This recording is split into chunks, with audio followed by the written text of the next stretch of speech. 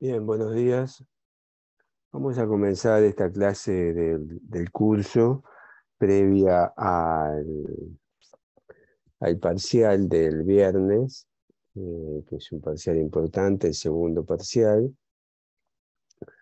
cuyos temas van a ser la responsabilidad contractual, todo lo que se dio de responsabilidad contractual y lo que hemos dado de extracontractual. ¿Sí?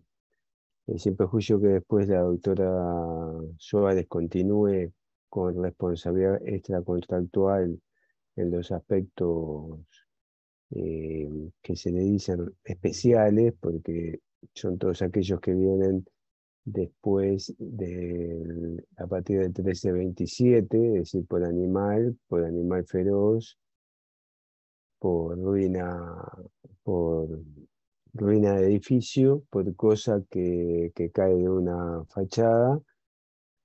Y después hay dos aspectos que también vamos a ver, que son la prescripción y también la solidaridad que se plantea en el artículo 1331, lo que se llama las obligaciones in solium, etcétera. Bueno, quería hacer un pequeño, no sé si repaso, pero por lo menos que puedan plantear las dudas, sí, sí recapitular un poco los temas y luego,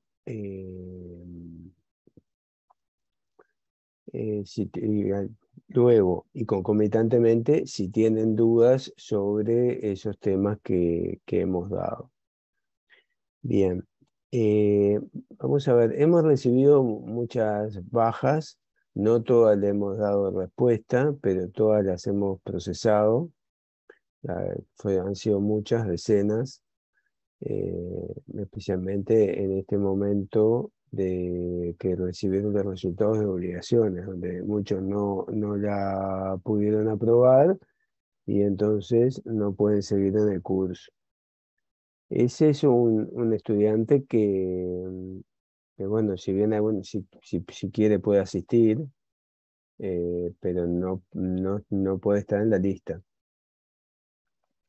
Es diferente del que se sacó menos de 3 y que nosotros les dijimos en su momento que podían continuar en el curso, pero no iban a exonerar. Pero a ese alumno nos referimos a un alumno que haya aprobado la previa. Porque si no, al hacer la depuración vería lo saca, entonces no puede, no tiene sentido. Más ahora que con los procesos informáticos, todos esos temas surgen por la propia plataforma. Bien, no sé si quieren plantearme dudas, si quieren que les recapitule los temas. Los oigo Buenos un días, poco. profesor. Mejor sería que usted recapitulara los temas primero y quizás de ahí surgirían las dudas. Bueno, muy bien. Bueno, lo primero que vimos en responsabilidad contractual eran las diferencias con la extracontractual. Ahí tuvieron una posición totalmente minoritaria en Uruguay de que son las obligaciones que surgen de los contratos, mientras que una posición mayoritaria y consolidada sostiene que son la responsabilidad contractual se aplica tanto para el incumplimiento de obligaciones que emergen de un contrato como de las obligaciones legales. Cuando estamos hablando de obligaciones legales, estamos hablando de todos los supuestos en que la ley determina que ante un determinado supuesto de hecho se emergen obligaciones aun cuando no haya contrato. Por ejemplo, les pregunto,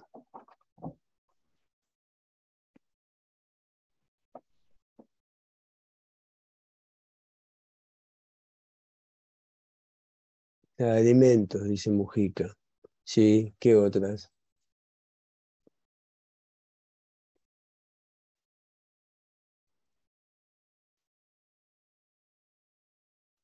Obligaciones legales, bueno, aprobaron obligaciones. ¿Alguna otra obligación legal que sepan, que hayan estudiado, además de la de alimentos? Obligaciones que emergen de la ley, que no emergen de un contrato. A ver, si pueden, hablen, porque los quiero escuchar. Inherente a la patria potestad. No, no voy a mirar el chat, quiero que participen oralmente, como hacemos en las audiencias, ¿no? A ver, Techera. Buen día. Sí, respecto a las obligaciones legales, podríamos tener también la obligación de buena fe, que surge de la ley y que podría llegar a ser un caso de incumplimiento también.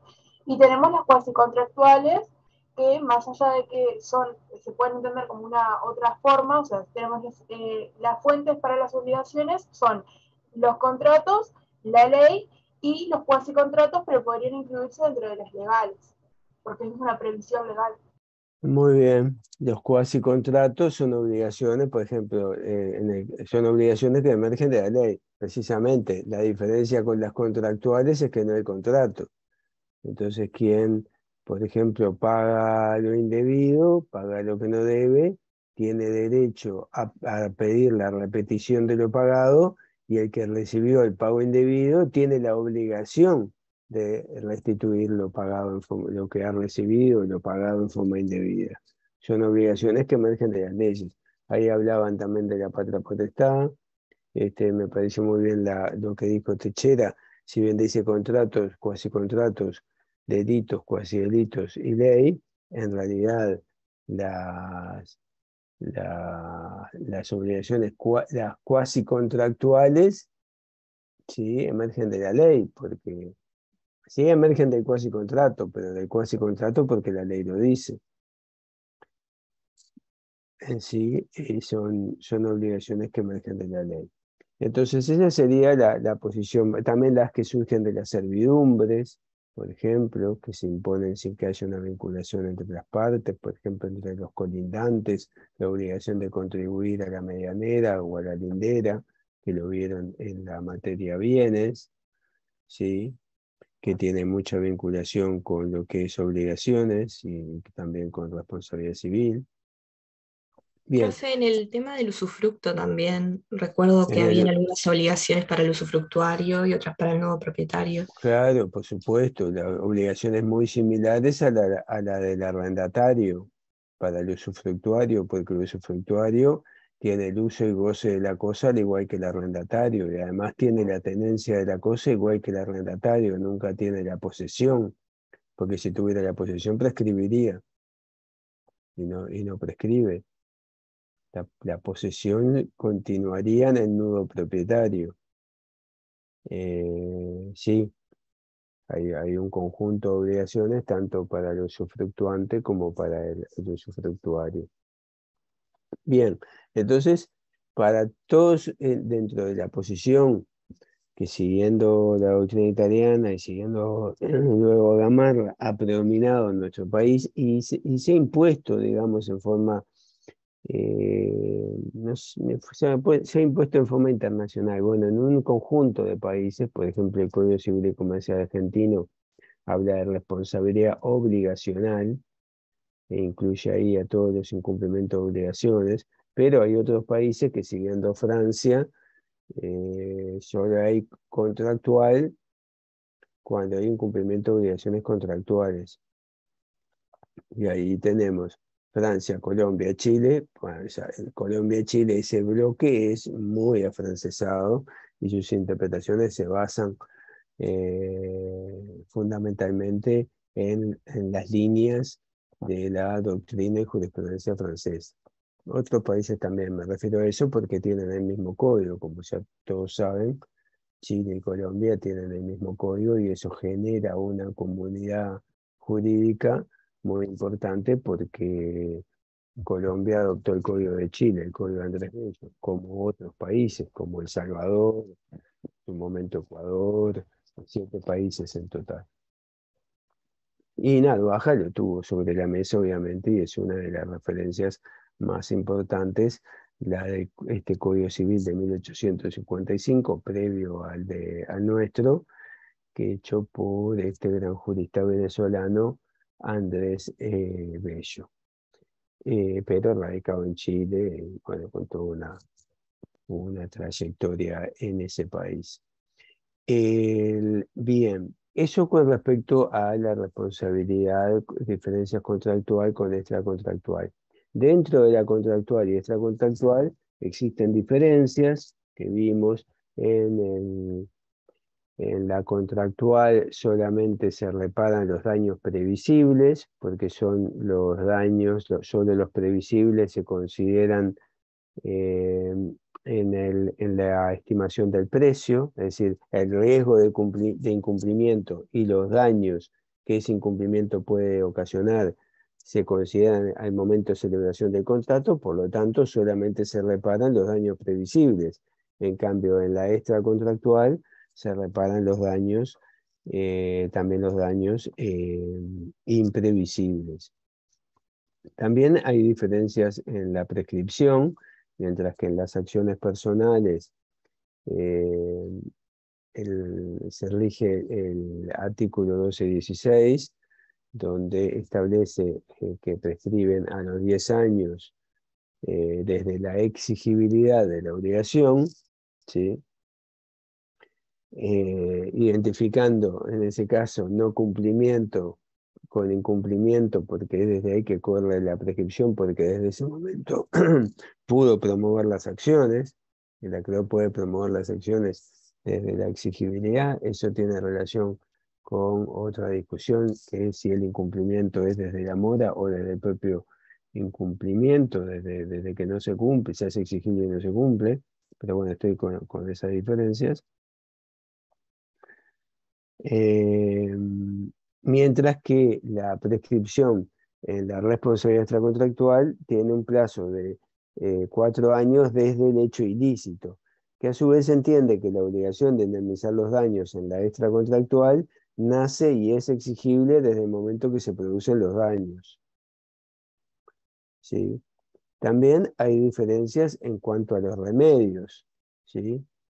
Las acciones o medios de tutela que tiene la víctima frente al victimario. La víctima nos referimos a quien sufre los perjuicios. Bueno, ahí tenemos un abanico en contractual, que ahora vamos a repasar brevemente, recapitular, que no hay en extracontractual, ¿sí? ¿Cuáles serían los remedios que tiene el acreedor ante el incumplimiento del deudor en contractual? Depende del tipo de cumplimiento, del incumplimiento, perdón. Bien, pero en general,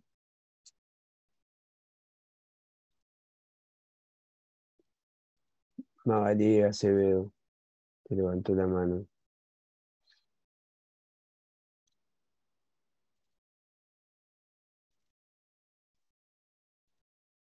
Bueno, cualquiera. ¿Cuáles son los remedios en contractual? Y de cumplimiento, por ejemplo. Resolución de contrato. A ver, vamos por orden. La primera que dijo, La pretensión de cumplimiento específico. la pretensión de cumplimiento específico. También dijeron la resolución del contrato. ¿Qué otros remedios hay? Pretensión de reparación o sustitución, que es la de pretensión de corrección. Bien. ¿Qué otro? Reducción de Pretensión, prestación. prestación Hablen de uno. indemnizatoria autónoma. Sí, o ejecución forzada por equivalente. Ahora vamos a ver en qué otros lados. A ver, Falchetti, Buen día. La reducción de la contraprestación. la reducción de la contraprestación. Y nos faltaría una o unas. Daños moratorios y compensatorios. Las pretensiones indemnizatorias, que en el caso de la pretensión indemnizatoria autónoma o ejecución forzada por equivalente va sola, o las pretensiones de indemnización que acompañan a los otros remedios.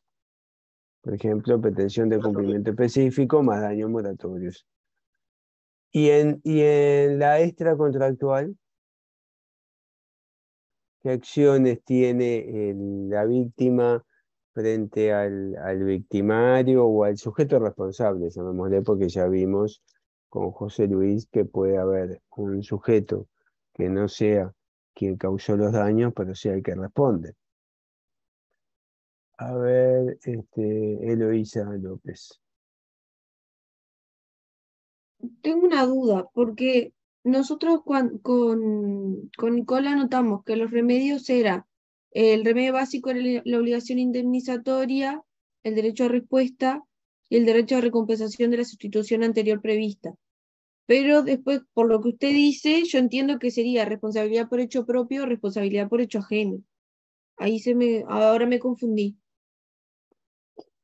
Bueno, ahora yo estoy preguntando los remedios que tiene la víctima, qué acciones puede promover, pretensiones. Remedios se utiliza más en el caso de contractual, pero qué medios de tutela, qué acciones, qué pretensiones tiene quien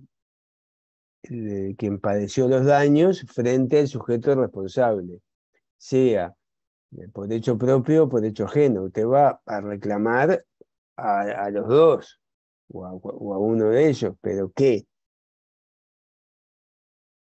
Daño emergente, lucro cesante. Sí, pero ¿y en ese caso qué es lo que está pidiendo? Está bien lo que dice La el prestación Figueroa. indemnizatoria. Una pretensión indemnizatoria, reclama los daños y perjuicios, en la mayoría de los casos.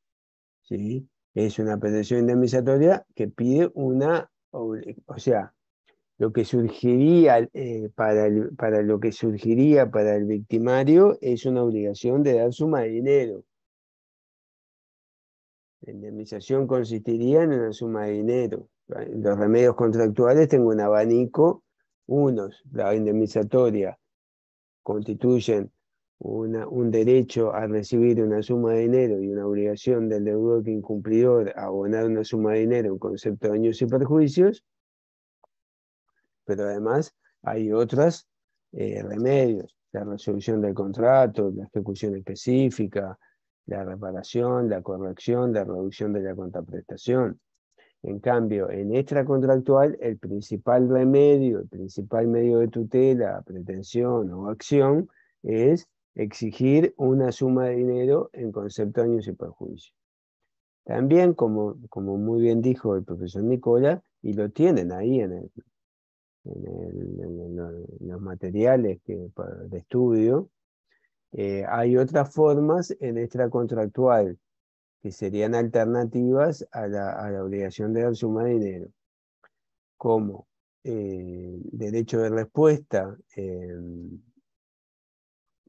el daño causado por medios de comunicación, que tiene unas particularidades porque hay un plazo de 90 días, se plantea ante, bueno, una serie de aspectos procesales.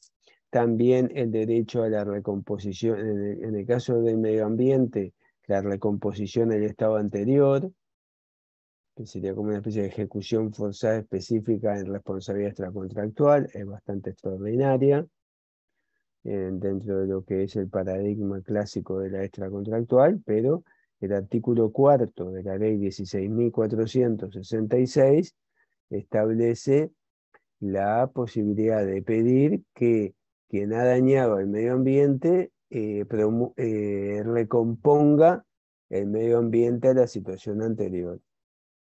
¿Sí? Producido un daño al medio ambiente, bueno, uno pide, no el daño específico individual, lo puede pedir, sino que recomponga la situación hasta la situación anterior. El señor que tenía el campo le daba a una playa que decide vender la arena cuando no era de su propiedad, y hay personas que se perjudican porque se quedaron sin poder ir a la playa, esa playa de Río, durante el verano, entonces reclaman que recomponga la situación anterior y que le pague el, el, el daño que le ocasionó a él no tener más la playa. ¿Sí? Ahí hay un caso de jurisprudencia, se falla ahí, se le paga la indemnización individual, pero no condena la recomposición porque el perito dice de que con la arena se iba a reconstituir sola la playa. Pero el juez podría haber considerado que, o si el perito dice, no, mire, acá si no se traen 500 camiones de arena de nuevo, no va a recomponerse, puede condenarlo a hacer esa recomposición. Entonces son casos excepcionales de remedios reparatorios en extracontractual. Excepcionales en el sentido de que de que lo que ustedes van a tener en el juicio de responsabilidad extracontractual es una obligación de dar suma de dinero. ¿Sí? El hecho ilícito, que es dañar a otro sin una causa de justificación, va a ocurrir que va a surgir una obligación de indemnización sobre la cabeza del sujeto responsable, el que es condenado a la reparación. Y bueno, ahí tenemos diferencias, son diferencias claras con contractual. Sí, Profe, yo quería hacerle sí, una Magali, consulta sí. de uno de los remedios de la responsabilidad contractual.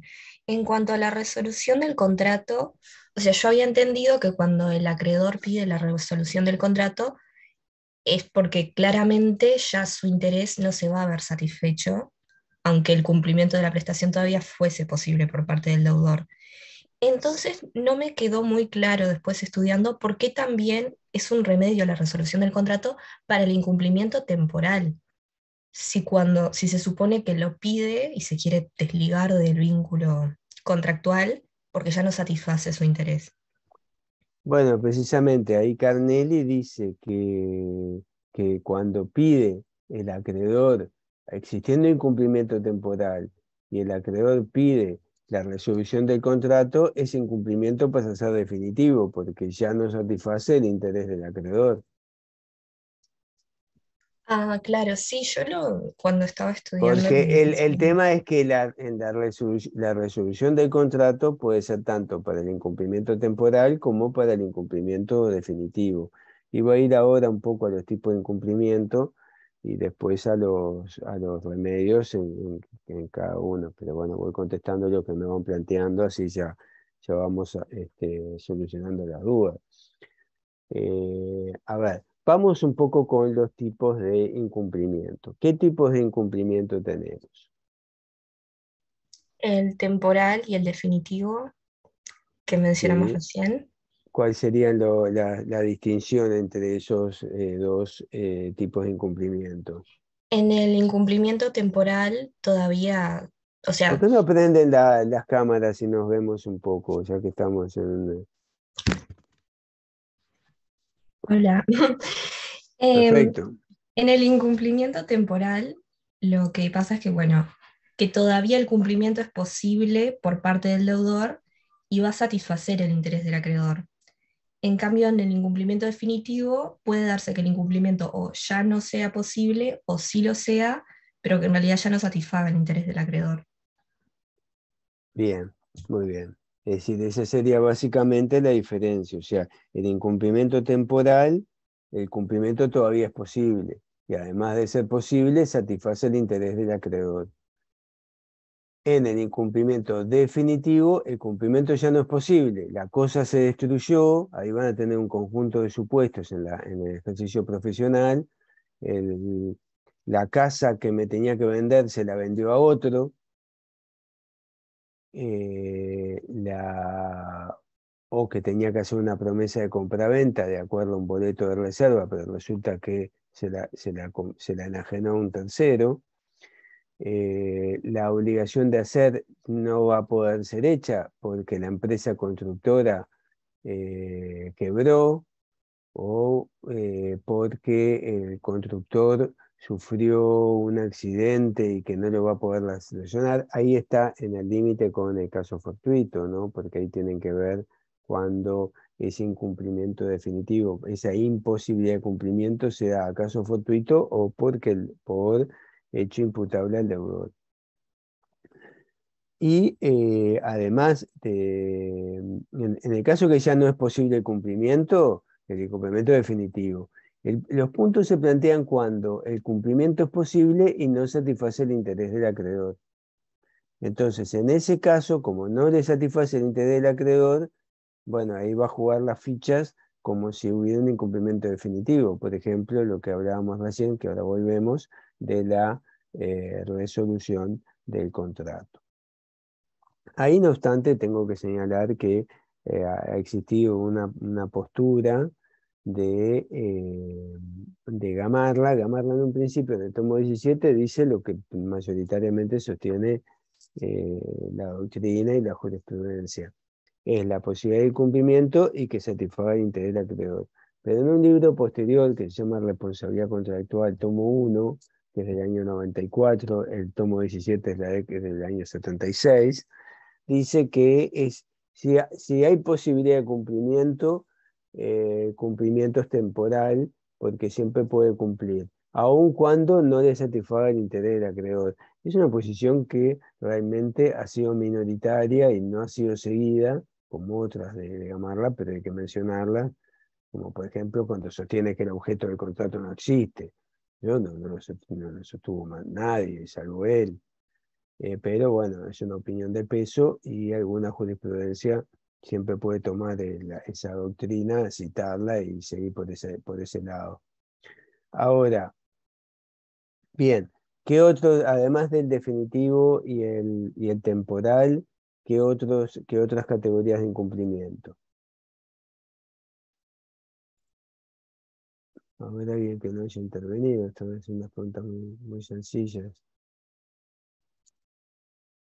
A ver Bertoletti, que nos participaba. El incumplimiento parcial o Pero total, prende la cámara, por favor.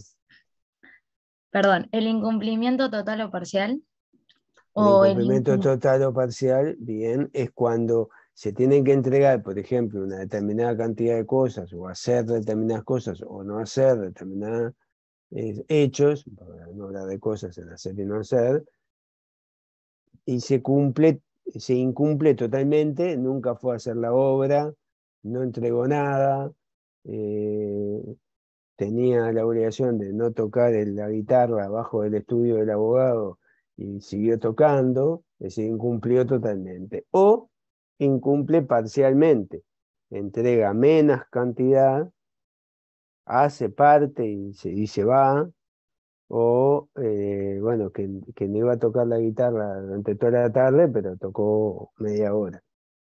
Entonces, ahí tenemos el incumplimiento total y el incumplimiento parcial. ¿Y qué otro tipo de incumplimiento tenemos?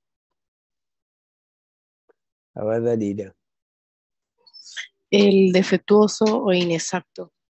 Muy bien. Es decir, es aquel que se cumple la prestación, pero en forma defectuosa. La prestación tiene defectos, se entrega a la casa, un típico del contrato de construcción. Realiza la obra, pero la obra tiene defectos. Las ventanas no están a nivel, eh, entonces entra el agua, no puso la cobertura en la azotea que debía ir, y entonces hay humedades, bueno, problemas de condensación, etcétera. O sea, hay defectos. O directamente se le encarga una determinada opus, una obra, lo que es un carpintero, para decirlo, y la cosa está defectuosa. ¿Sí? También sucede, por supuesto, a nivel de derecho del consumo, con todos los productos y servicios que se introducen en el mercado en ese ámbito. La televisión no funciona, la computadora funcionó 3 días, después no no carga la batería, me pasó a mí, bueno, y ahí, o sea, la prestación se cumplió, no parcialmente, en forma total, pero con defectos, o en forma parcial, pero con defectos. Ahora, si ustedes ven, la categorización de incumplimiento definitivo y temporal como que abarca todas las otras categorías, porque el incumplimiento total o parcial puede ser definitivo o temporal, puede ser que ya el cumplimiento no sea posible y no satisfaga el interés del acreedor, o que sea posible y lo satisfaga. Lo mismo en el incumplimiento inexacto, puede ser que eso ya no se pueda arreglar, o pudiéndose arreglar, ya el interés no le satisface su interés, que el deudor lo repare o lo sustituya, y entonces pide la resolución del contrato. Bien, ahí tenemos no quiero no quiero entreverar porque de por sí están interrelacionados más que entreverados con los remedios. Pero ahí un poco categorizar los incumplimientos. Ahora, muy bien, ante el incumplimiento, el acreedor tiene diferentes opciones, que son precisamente los remedios, medios de tutela o pretensiones. Antiguamente se le decía acciones, las acciones del acreedor, pero bueno, más técnicamente, desde el punto de vista procesal, son pretensiones que se promueven, y desde el punto de vista sustancial es qué es lo que se promueve. ¿Sí? Bien, entonces, ¿qué remedios tenemos para cada categoría? Empecemos por los incumplimientos definitivos y temporales.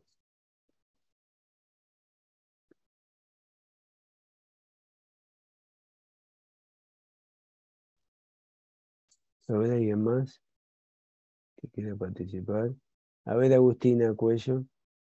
En el caso de incumplimiento temporal, podemos tener o promover la pretensión de cumplimiento específico, la reparación o sustitución, y ¿Podés encender la cámara, Agustina? sí, la reparación o sustitución, y creo que también la pretensión de reducción del precio. A ver, ¿podés repetir, por favor? La pretensión de cumplimiento específico, ¿Pero en qué tipo de cumplimiento? en el temporal. En el temporal. Tenemos la pretensión de cumplimiento específico, muy bien. Ahí vamos a pedir que le pedimos al juez que el deudor entregue la cosa. Y si no la entrega, entonces, bueno, que vaya con el alguacil y la fuerza pública, lo desapodere y nos lo entregue. En la obligación de hacer, de acuerdo al artículo 1339, que también vimos, puede pedir, si no puede pedir que se haga lo que debía hacer el deudor por un tercero a costa del deudor. Ese sería el cumplimiento específico o ejecución forzada específica de la obligación de hacer. Y en el caso de la obligación de no hacer, por el artículo 1338, acuérdense, no anoten los artículos porque después pueden ir a la nota del código y releerlos. Estos juegan con el 1341, que prevé el cumplimiento específico, ¿sí? Pedir una forma de ejecución forzada específica de la obligación de no hacer prevista por el artículo 1338 es la destrucción de lo que ha hecho incumpliendo la obligación. ¿Sí? Por ejemplo, se obligó a no construir un muro que le tapaba la vista y lo construye. Bueno, él puede pedir que se destruya. ¿Sí? Ahí también le dan obligaciones de hacer y de no hacer la posibilidad de pedir directamente la pretensión indemnizatoria autónoma. ¿Sí? Eso es un tema importante porque o sea, le da la libre elección. ¿Por qué? Porque en el caso está el muro, bueno, puede pedir que lo destruya o puede pedir la indemnización de daños y perjuicios, lo que le desvaloriza su bien el hecho de no tener vista. Y porque en otras situaciones, no, por ejemplo, el guitarrista no puedo ir y sacarlo de abajo de la ventana de mi estudio, ¿sí? Que va con el cubo y entonces pone música, pone el bajo, pone la batería grabada y toca durante toda la tarde. El abogado no puede más porque trabaja ahí y entonces baja, hace un contrato con él de no tocar. Mira, te pago 5.000 pesos por mes, pero tocas 2 cuadras para allá, por 18 de julio. Bueno, entonces incumple. ¿Lo puede ir y agarrarlo por la fuerza y sacarlo? No. ¿Le podría pedir al juez que vaya y lo saque? Tampoco. Lo que le puede pedir es daños y perjuicios. En todo caso, podría pedir unas astraintes, pero tienen un límite.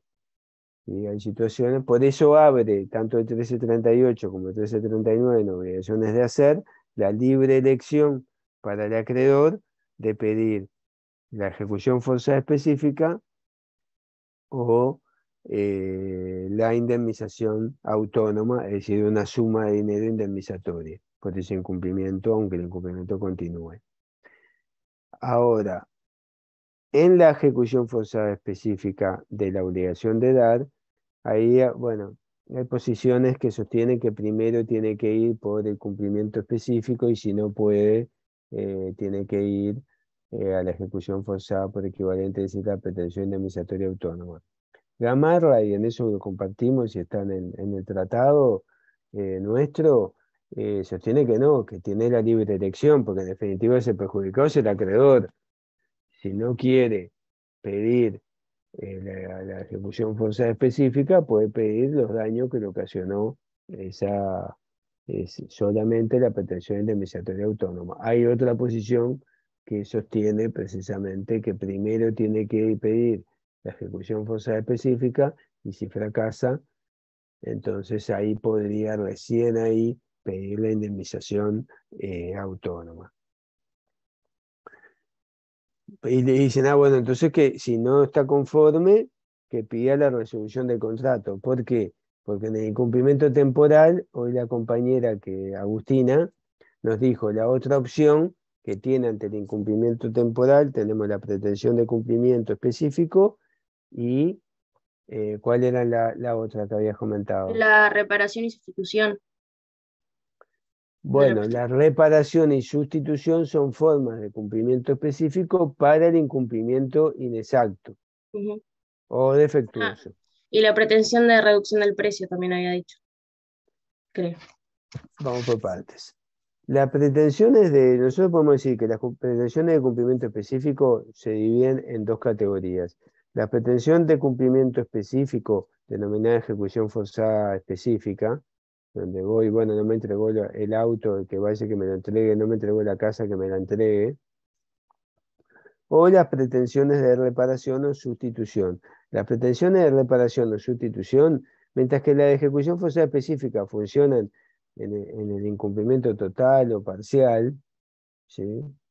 La pretensión de cumplimiento específico funciona, de reparación o sustitución, funciona ante el incumplimiento defectuoso, porque pido que se repare lo que tiene defectos, o que se sustituya lo que tiene defectos. Eso que no está expresamente previsto en el Código Civil, pero se admite, sí está en la Ley de Defensa del Consumidor, tema que vamos a ver más adelante. En el artículo 33, donde establece todo el régimen de la contractual, ahí, a diferencia del Código Civil, primero dice que ante el incumplimiento, a su libre elección puede, o sea, puede elegir la acción que quiera y inserta y coloca los diferentes remedios en diferentes literales. Y uno de ellos es la sustitución. Ahora, si puede pedirla, y refiere también a la reparación, si puede pedir la sustitución, por el principio de quien puede lo más, puede lo menos, se entiende que puede pedirle la reparación.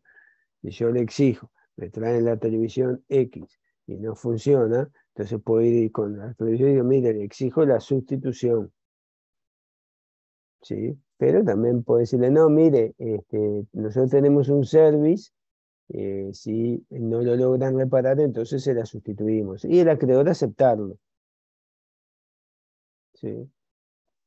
O sea que tiene la reparación y la sustitución serían los casos de cumplimiento específico para el incumplimiento inexacto o defectuoso. Mientras que la ejecución forzada específica funciona en los demás casos. Por ejemplo, no me entregó nada, pues pido que me entreguen. Me entregó parcialmente, bueno, pido que me entregue lo que falta. ¿Se entiende? Bien. Ahora tú mencionaste, Agustina, para el incumplimiento temporal, la reducción de la contraprestación.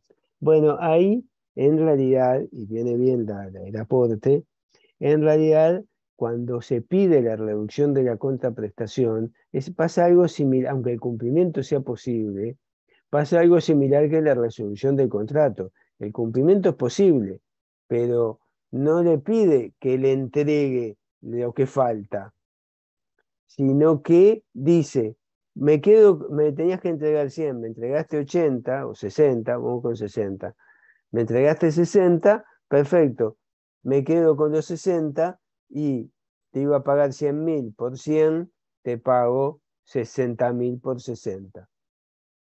Entonces, en realidad no es que funcione en el caso de incumplimiento temporal. En realidad funciona tanto en caso de incumplimiento definitivo como temporal, pero al promover ese tipo de acción, en realidad está diciendo, no me satisface el interés los 40, que me entregues los 40 que faltan, sino que ahí planta bandera, digamos, y dice, me quedo con los 60, y entonces se entiende que en los casos de reducción de contraprestación, el incumplimiento es definitivo. Y eso es importante, porque en realidad es importante porque, ahora lo vamos a ver, por las pretensiones indemnizatorias, qué es lo que se pide. Porque en el incumplimiento temporal siempre voy a pedir los daños moratorios, es decir, los daños por la demora.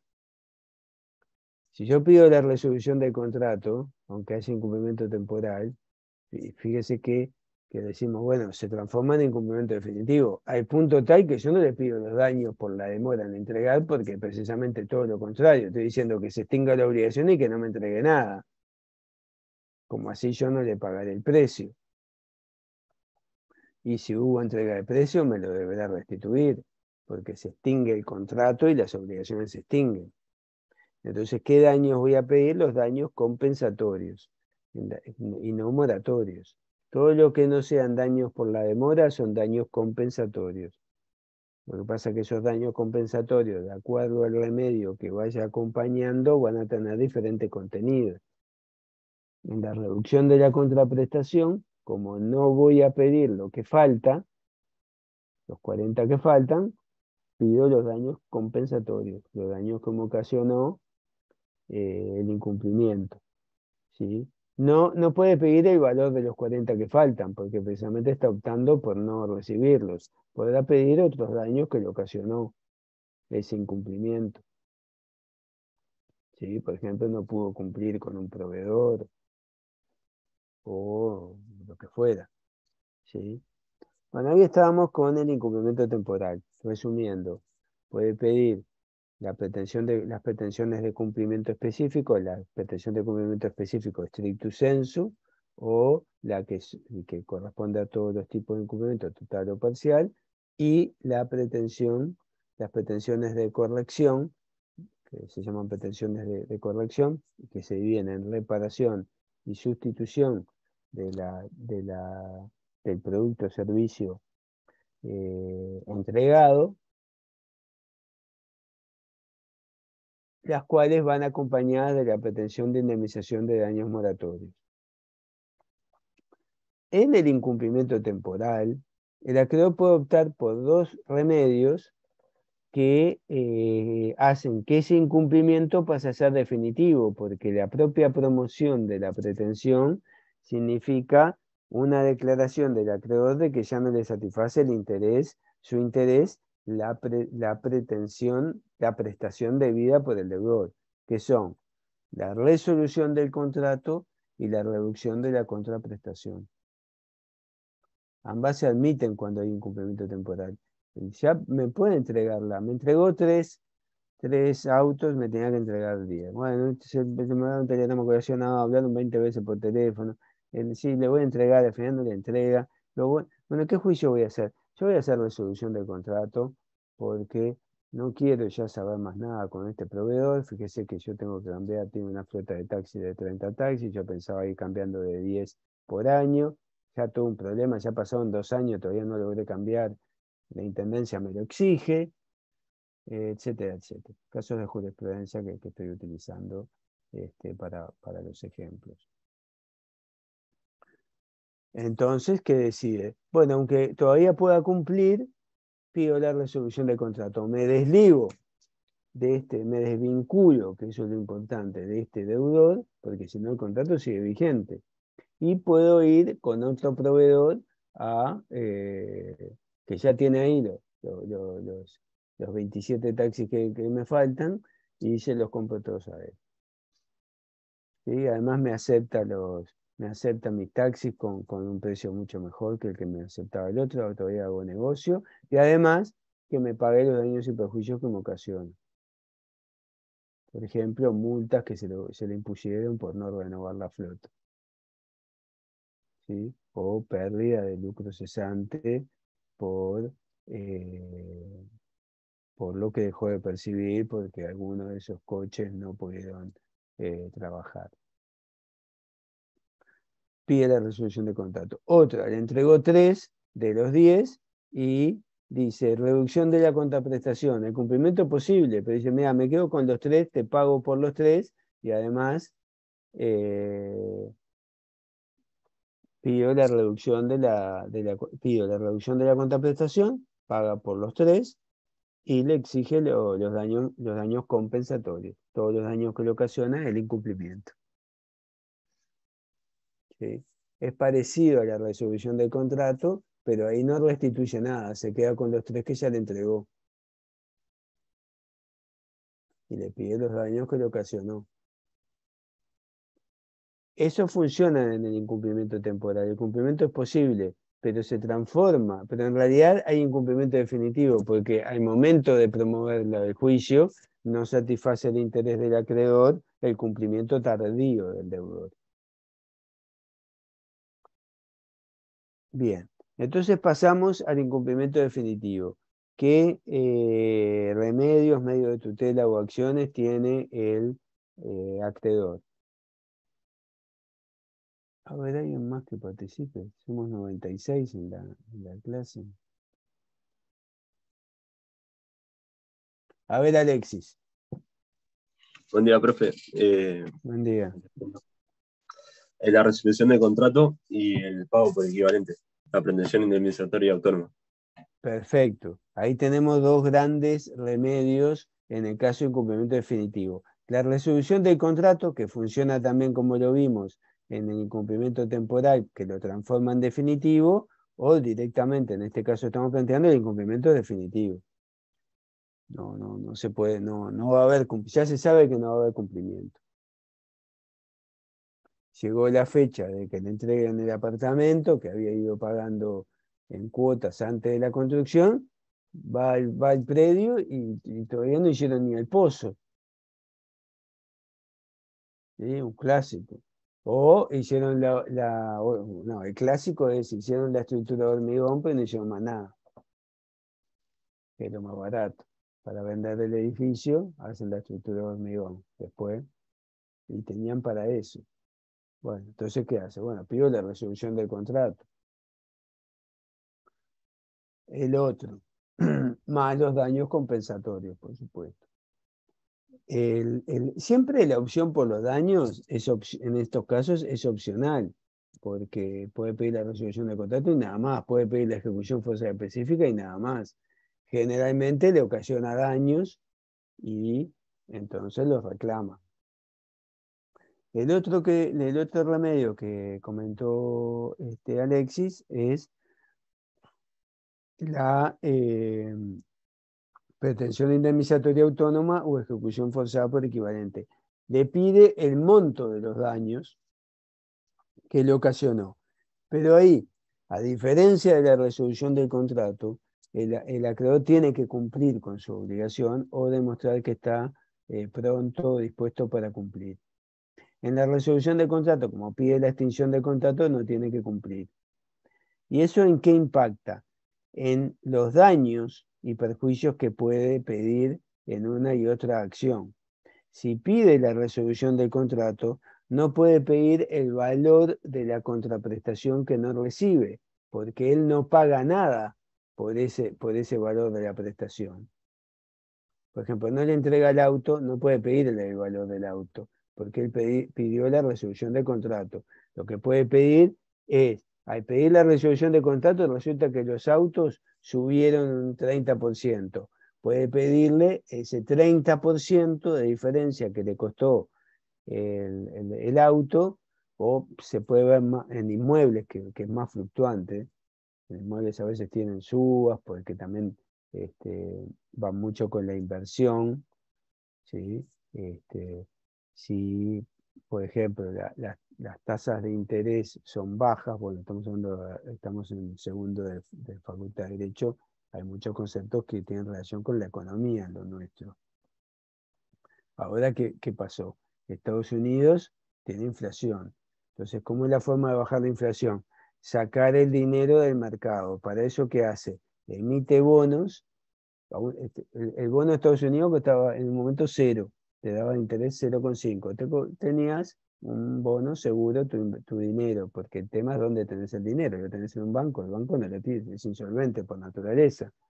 Como me dijo un abogado, yo trabajaba en un estudio cooperativo, me pasaron la cuenta que hoy es Scotia, que se llamaba Discount Bank, y me dijo, mira, lo primero que tenés que saber cuando vayas a manejar un banco es que es insolvente por naturaleza. Con lo cual, a uno yo que tenía unos pequeños ahorros, dije, bueno, me parece que lo voy a poner abajo del colchón. Pero es así. Entonces, si entonces ahora pasó a pagar tasas de interés del 4%. Ah, deme el bono de Estados Unidos. ¿Cuánto vale el de Uruguay? Y nosotros pagamos 4, no, prefiero el de Estados Unidos. Ahora, si sale 0 y Uruguay te paga el bono 1, entonces ¿qué hago? Bueno, me parece que lo compro inmuebles, porque son más seguros, está siempre ahí los ladrillos y me da una renta del 4. Así es como se maneja un poco Profe, tengo una la duda. economía. Entonces, sí, ya te doy. Entonces, ahí ¿por qué les decía esto? Porque de repente el precio de los inmuebles sube. De una manera que él me iba a entregar un inmueble. No me lo entregó, a ver, hay un complemento definitivo, se lo vendió a otro, que le ofreció más. Entonces, yo voy contra él. ¿Cómo voy? Pido la resolución del contrato y que me pague la diferencia de valor entre lo que me costaba ese, que costaba 100, y lo que me costó, que costaba 150. Muchas veces el vendedor se hace el boleto de reserva, y entonces, ¿qué pasa? Después se da cuenta que y se fijó la compraventa para dentro de 90 días. Son boletos de reserva, son promesas de compraventa. Entonces se da cuenta que en el mercado viene uno y le dice, bueno, ¿cuánto lo vendiste? En 90, yo te ofrezco 130. Bueno, entonces te lo vendo a vos. ¿Cuánto es la multa? El 10% en el boleto de reserva, 10.000. Pago la multa. Los 10.000, ¿cuánto me ofreces vos? 120, gano 30, me quedo con 20. Pero ¿qué pasa? Después tenés la acción de daños y perjuicios. Tenés la resolución del contrato con los daños. Entonces le pide la resolución del contrato, la diferencia de los $20.000 o de los $30.000 del precio mayor que tuvo que pagar y todo otro daño que le ocasionó, gastos del contrato, bueno, lo que fuera, ¿sí? No pudo mudarse, tuvo que alquilar, todos los daños que pudieran ser. Cuando pide la ejecución forzada por equivalente o pretensión indemnizatoria autónoma, como el acreedor cumple con su obligación, ¿sí? Por ejemplo, paga el precio, entonces sí le puede pedir el valor que tiene en el mercado esa prestación que no pagó, los 120, más todo otro daño que le ocasionó. Él pagó 100, él pagó 90, él deposita los 90 y dice, sí, pero a mí me debe 120. porque es lo que sale en el mercado hoy sustituirlo, y además todo otro daño. Y esas son las dos figuras para el principales para el incumplimiento definitivo. Sí, Bertoletti. Profe, yo tengo una duda acerca de la resolución del contrato. Em, Cuando se habla en el tratado de los presupuestos para la resolución del contrato, Sí, em, se dice que como que uno de los presupuestos es que el acreedor haya cumplido o esté dispuesto a cumplir. sí. Entonces, en ese caso, cuando se resuelve el contrato, si es cuando si el acreedor pagó, ahí se le tiene que restituir, Sí, y si no pagó, él no tiene que pagar nada, él digamos. no O sea, tiene que no pagar nada. Es la diferencia con la ejecución forzada específica. está bien. ¿Sí?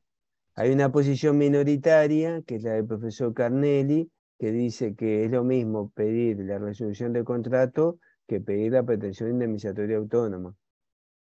Porque en definitiva dice que perjudican al acreedor haciéndolo cumplir frente al incumplimiento. Pero bueno, esa es la diferencia, porque si no, precisamente no habría.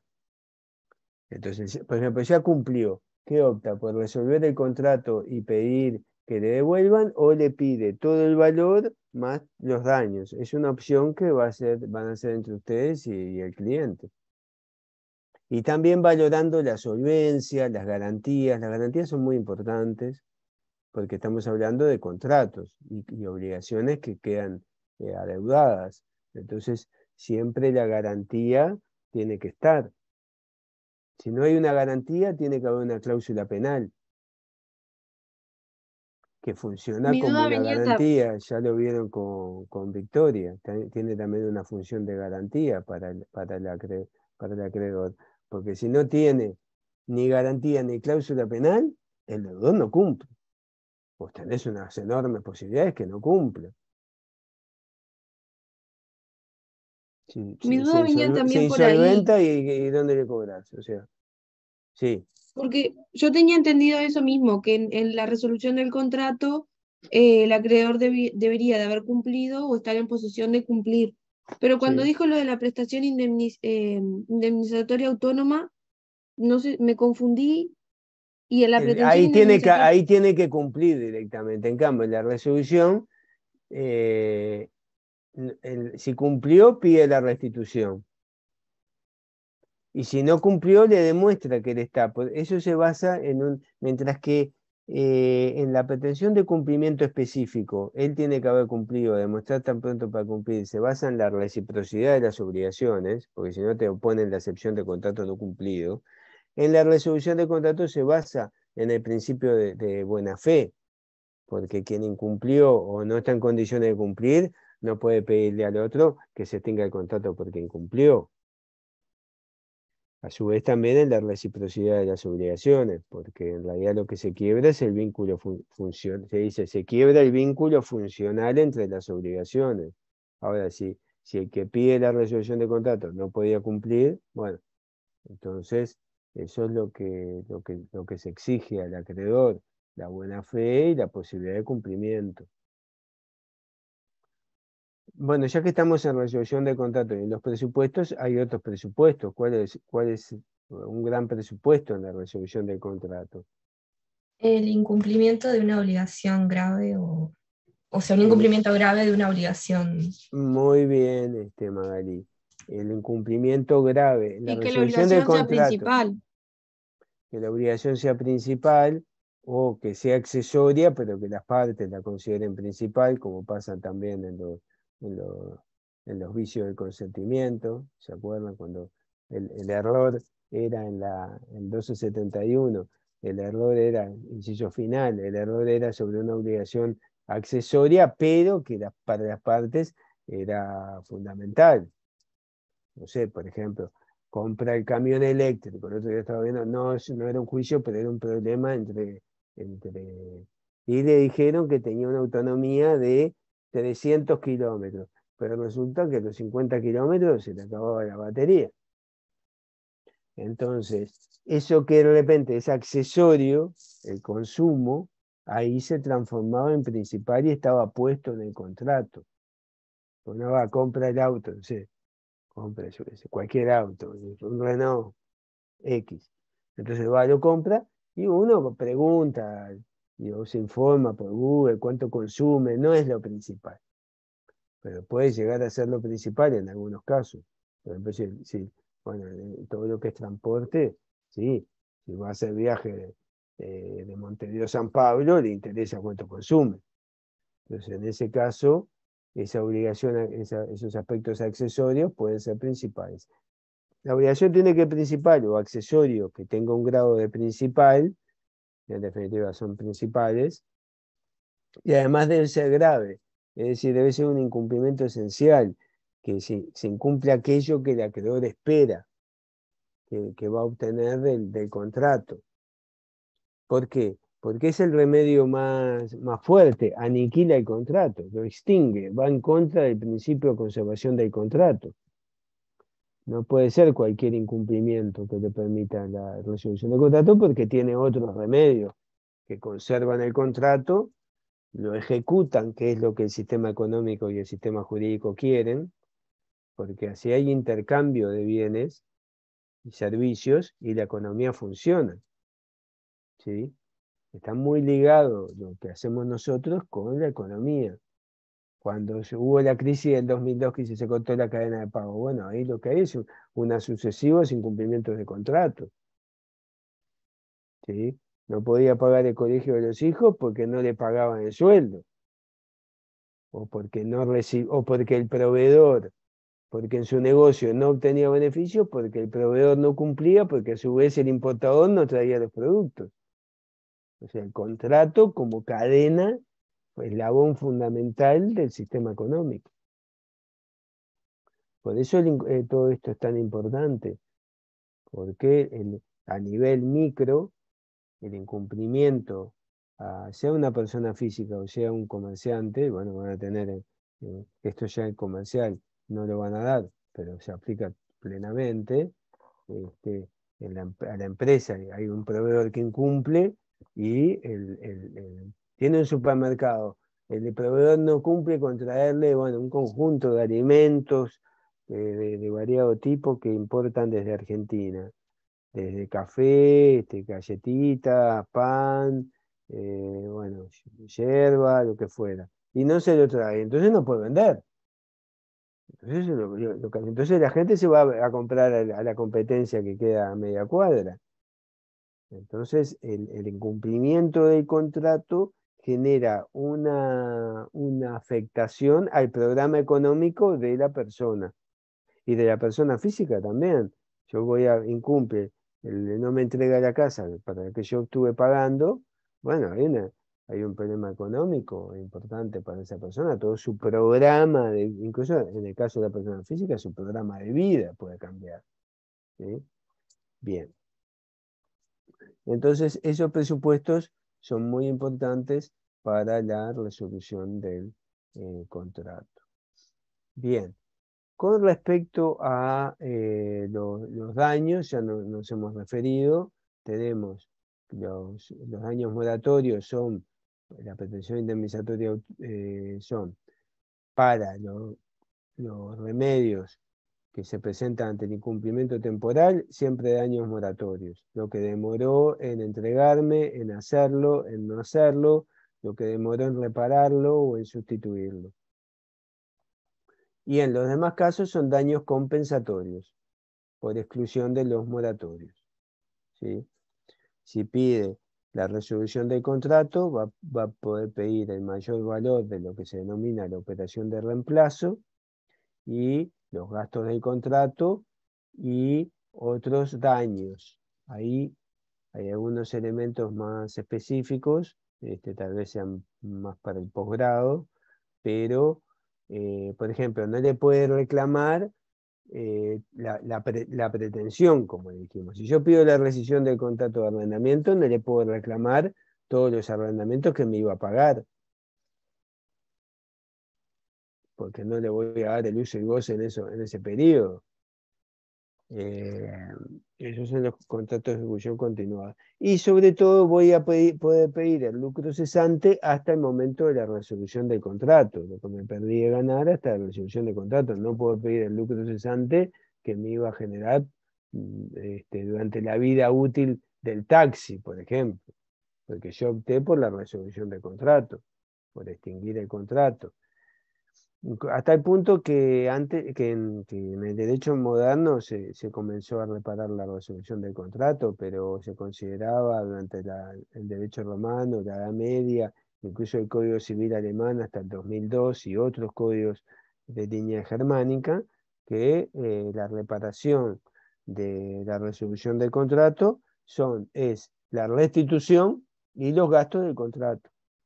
Después se fue ampliando a indemnizar otros daños que pudieron ocasionarse. ¿Sí? Incluso ustedes van a ver el año que viene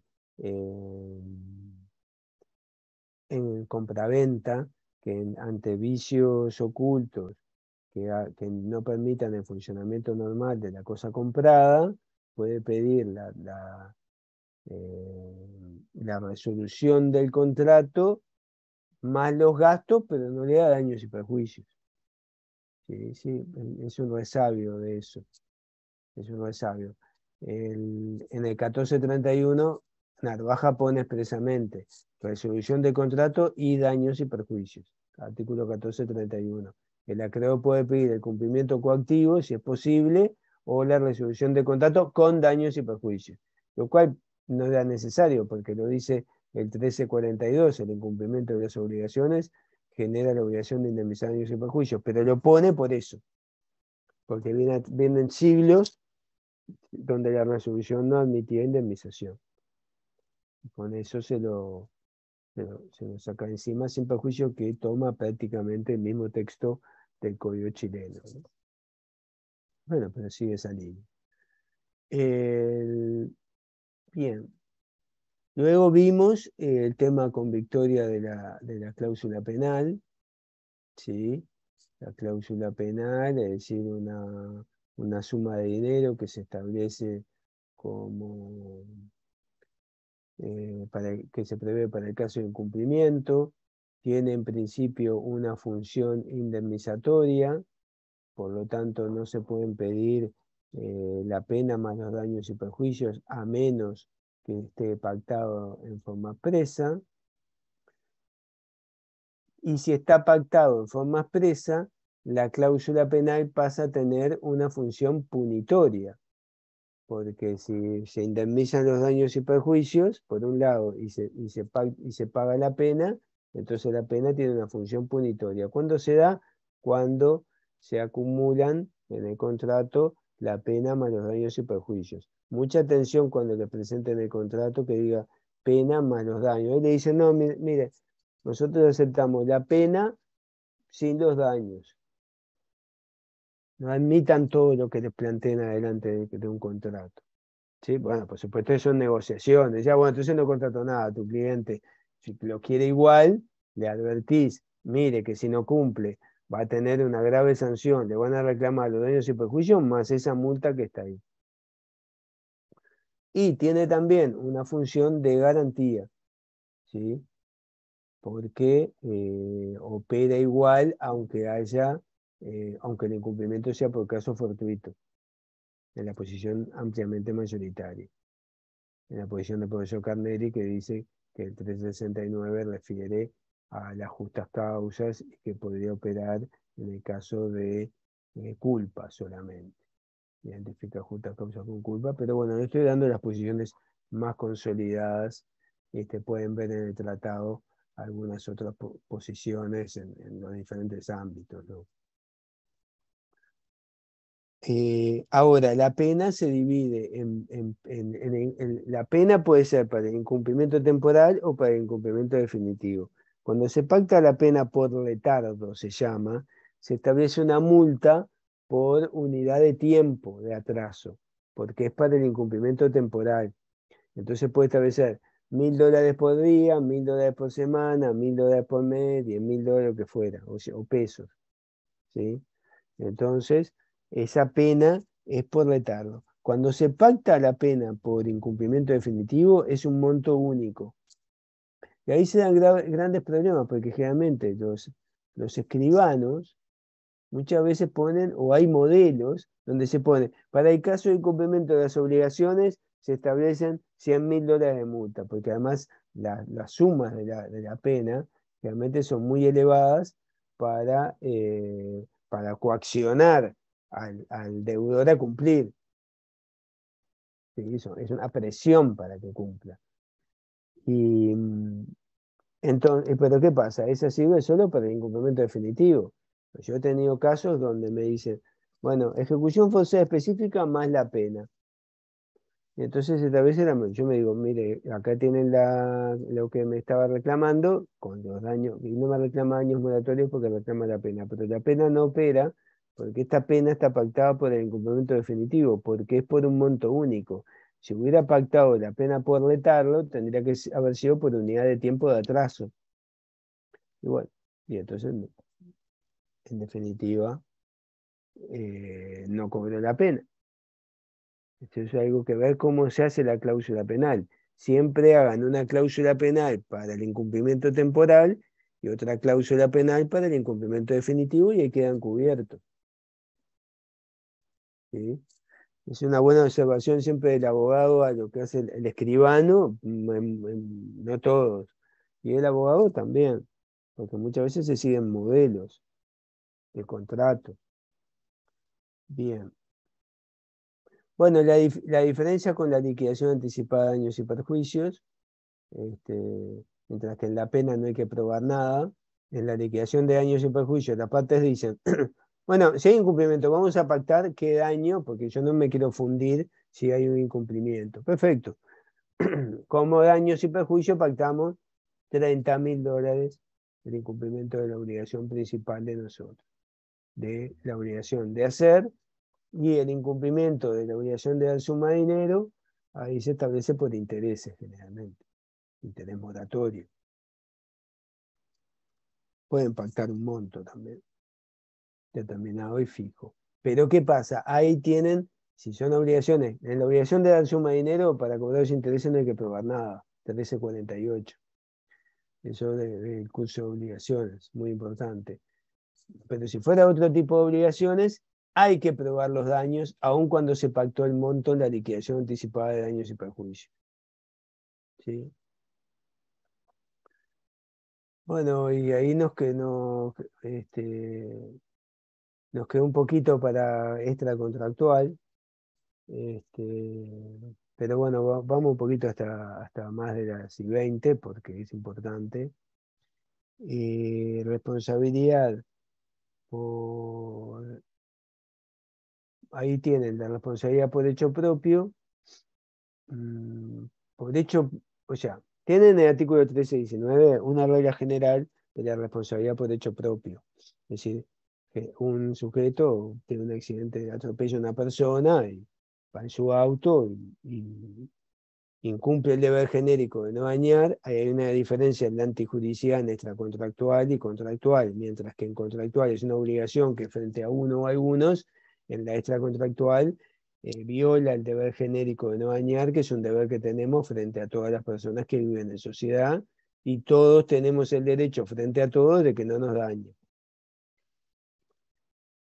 Y ese artículo 1319, que lo leímos muchísimas veces en clase, o sea, en la introducción y luego, por supuesto, en las clases de José Luis, tiene ahí todos los elementos. Todo hecho ilícito de un hombre que causa a otro un daño, impone a aquel por cuyo dolo, culpa o negligencia ha sucedido la obligación de repararlo.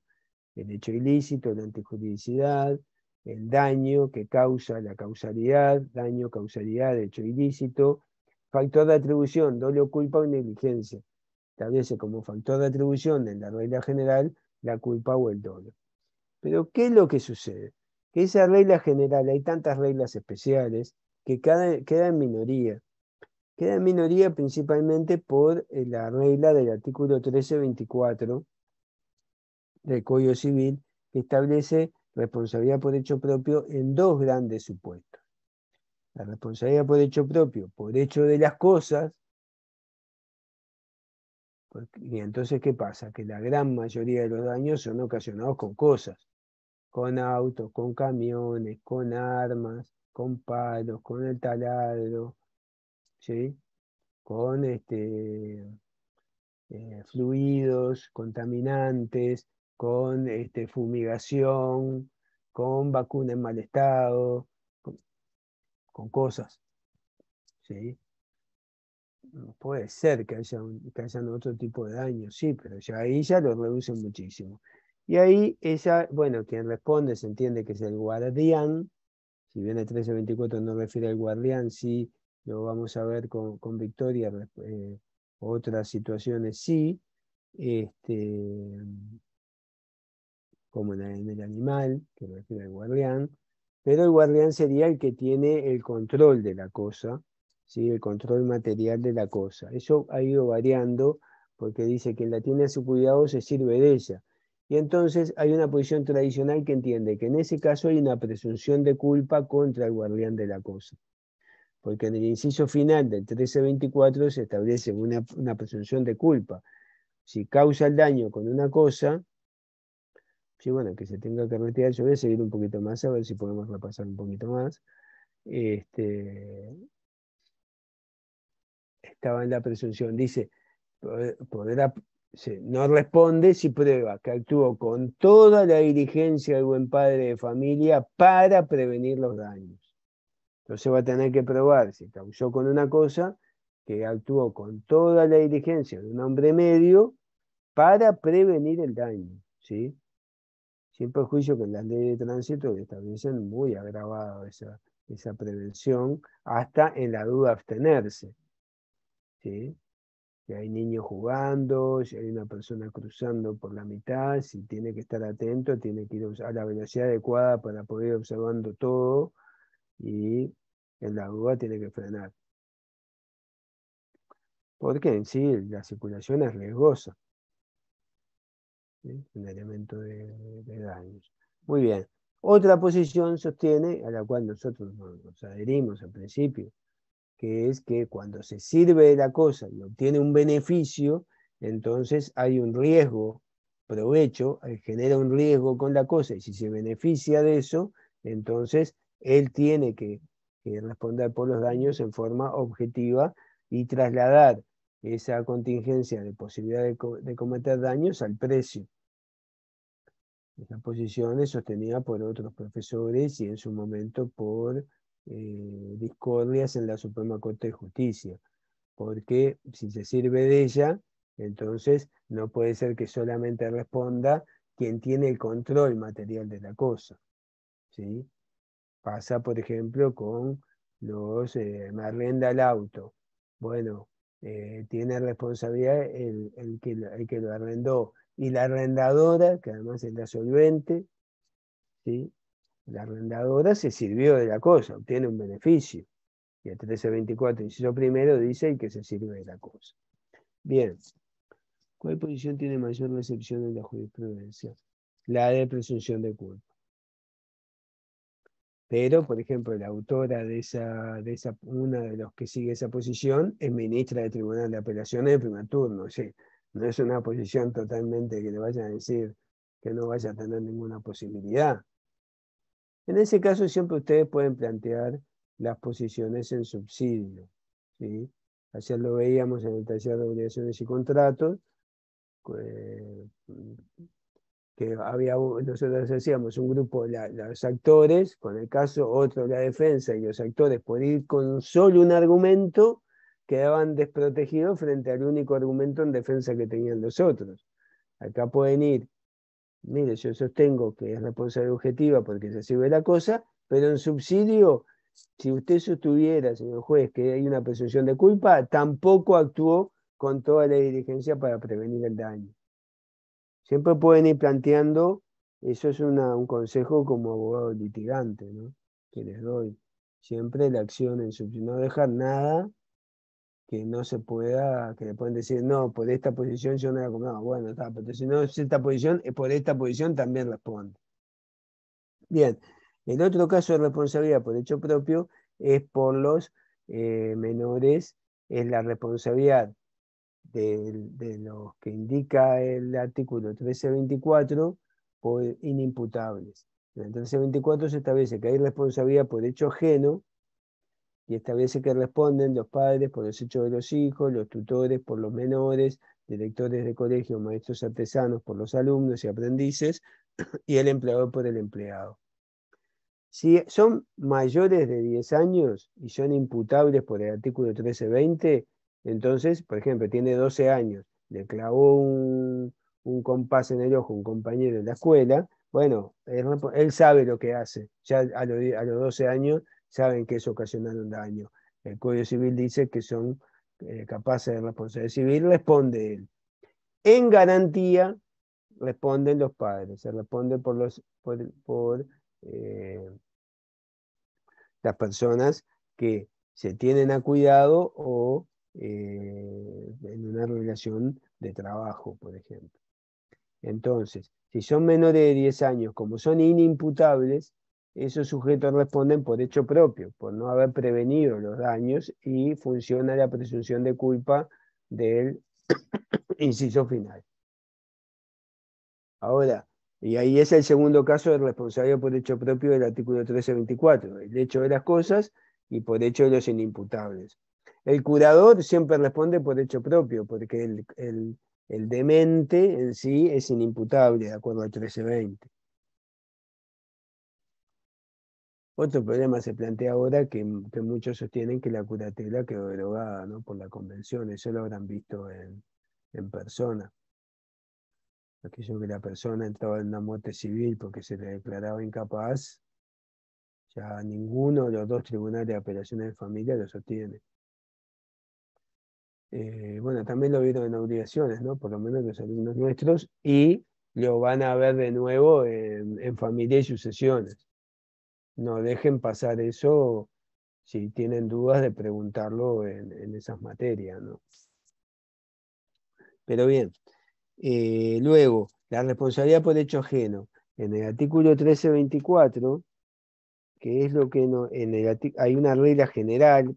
Acá había una posición anterior que sostenía que era taxativa el elenco que establecía de padres, tutores, directores de colegio y empleadores, pero en el inciso primero dice: hay obligación de reparar no solo el daño que se causa por hecho propio, sino también el causado por hecho de las personas que uno tiene bajo su dependencia, o por las cosas de que uno se sirve o están a su cuidado. Entonces se entiende que hay una regla general de personas bajo la dependencia, y que lo que establece el artículo 1324 en continuación, padres, tutores, curadores, padres, tutores, directores de colegio, maestros artesanos, dueños o directores de un establecimiento, son ejemplos. Y la regla general es que responden por personas que se tienen bajo su dependencia. Y eso puede ser tanto social como económica. Eso lo tienen bien explicado en el tratado, y hace que se incluya bajo su dependencia, por ejemplo, a menores que están en el INAU. Responde el INAU, por ejemplo, se fuga y mata a una persona. Bueno, lo mismo con adultos en el CONCAR. Mata a uno adentro del CONCAR, la persona es víctima, bueno, demanda al Ministerio del Interior, porque hay una obligación de seguridad respecto de las personas que se encuentran en riesgo, ¿sí? O sea que la dependencia ya no es si es el hijo, el menor en tutela, sino que se amplía a todas las personas que están bajo esa dependencia, que incluye la dependencia económica, que es la del trabajador, ¿sí? Pero ahí, como la dependencia económica hoy ha cambiado muchísimo en la economía, puede ser que sea un trabajador de una empresa tercerizada, ¿sí?, que esté trabajando para mí y cometa un ilícito civil. Bueno, responderá su empresa, pero también el que lo contrató, porque está bajo su dependencia, ¿sí? Ahí habría que ver los casos, pero le planteo que la regla general hoy es mucho más amplia de lo que fue, porque ha ido evolucionando. Este es un artículo que ha tenido muchísima evolución en sus interpretaciones, y la prueba más cabal de que el negro sobre el blanco no es la norma. La norma es el significado que nosotros extraemos a través de la interpretación de ese texto que está en el papel, ¿sí? Bien, Bueno, yo creo que a grandes rasgos recapitulamos los diferentes temas. Puede haber más temas, ¿no? En esta hora y media o hora 25 no pudimos entrar en todos. No sé si alguien tiene alguna duda, ya el sistema ya lo conocen. Profe, a mí me quedó una duda con respecto a la de la reducción de la contraprestación. Al Ya final, te respondo. Primero dicen, en los casos de demencia, ¿siempre responde el curador por hecho propio? Sí.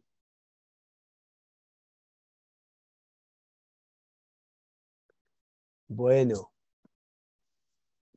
hay una posición, lo que me pone ahí en el chat, de que igual el demente podría llegar a responder, ¿sí?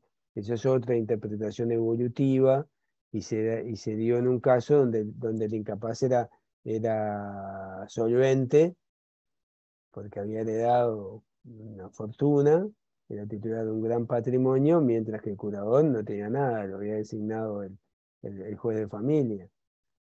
Entonces ahí, siguiendo una posición francesa, una sentencia del doctor Edlin, muy buena, entiende que en determinados casos el demente podría responder. Y esta solución es muy aceptada en el derecho comparado para hacer, le hablan de factor de atribución equidad, por ejemplo en Argentina, ya con el Código Civil de Vélez Sarsfield, eso lo reiteró este otro. ¿Sí? Pero bueno. Sí, está muy bien la intervención de Renato.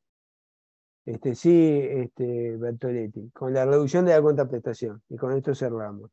si al Salvo que final, alguien tenga más, no tengo problema en seguir respondiendo, pero creo que tenemos que cerrar por un tema de orden. si al final se dan los dos incumplimientos, porque entiendo que se termina, igual que la resolución del contrato, termina siendo en realidad un incumplimiento definitivo, pero no entiendo como que si técnicamente se puede dar en los dos incumplimientos. Sí, por ejemplo, el cumplimiento todavía es posible, podés pedir la reducción de la contraprestación, pero como ya no le vas a pedir que te entregue lo que no te entregó, ¿sí? O que te repare lo que te entregó en forma defectuosa, que es otra forma de pedir la reducción de la contraprestación. La casa tiene humedad, no, yo con este constructor no quiero saber nada. ¿Resuelvo el contrato? No, le pido la reducción de la contraprestación, porque yo todavía no le pagué la mitad del precio, que da con la recepción definitiva. Entonces digo, no, consulté con otro arquitecto y me dice, yo esto te lo reparo por tanto dinero. Dice, bueno, entonces ya no le pago, me sale la mitad que ir con el otro, que además ya me lo hizo mal.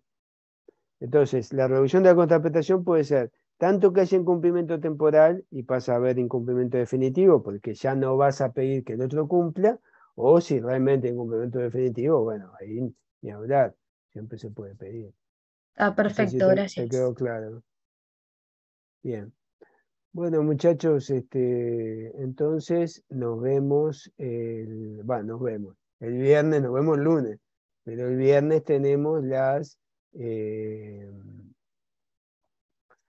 el viernes tenemos el parcial, va a ser igual, con 10 preguntas, 5 opciones y una correcta. ¿Sí? Pérez Betina pone el parcial. El ¿A qué hora, parcial va a profe? y lo ponemos siempre 8:15, para que le dé un tiempito ahí para entrar con todo. Y otra cosa, el lunes le vamos a poner por EVA lo que vamos a dar. Probablemente demos el tema de prescripción y después entraríamos. No, es por la página, no es por Zoom el parcial. Si ya hicieron el primero, es por la página. Y en la página van a tener el parcial. Yo voy a ponerlo ahí y ustedes van a poder entrar. El lunes seguramente demos prescripción y luego daríamos las responsabilidades especiales. Puede ser una posibilidad o demos las responsabilidades especiales y después prescripción. Todavía no tenemos que definir, se lo vamos a poner en la página de EVA y les ponemos un mensaje a todo el foro. ¿Sí? Bueno, muchachos, mucha Otra cosa, suerte. Andrés, Sí. disculpame la interrupción, pero recuerden el tema de las bajas. Hasta hoy recibimos las bajas en la lista, si mañana les publicamos la lista depurada y si hay alguna diferencia o lo que sea, ustedes nos dejan saber. Así el viernes ya están todos anotados. ¿Tá? Por favor, recuerden eso. Sí, Disculpa, creo que Andrés, la hemos interrupción. hemos ido recibiendo las bajas. Si alguna no le respondimos, la baja la hacemos procesador. Lo que pasa es que han sido tantas pero no se preocupen que las tenemos todas y quedan además en los mensajes de Eva o en mi mail, en todo caso. Si hay Profe, algún error se va a solucionar. Sí, ¿yo puedo pedir la baja y igual hacer el parcial? no, No. no pueden, ¿no?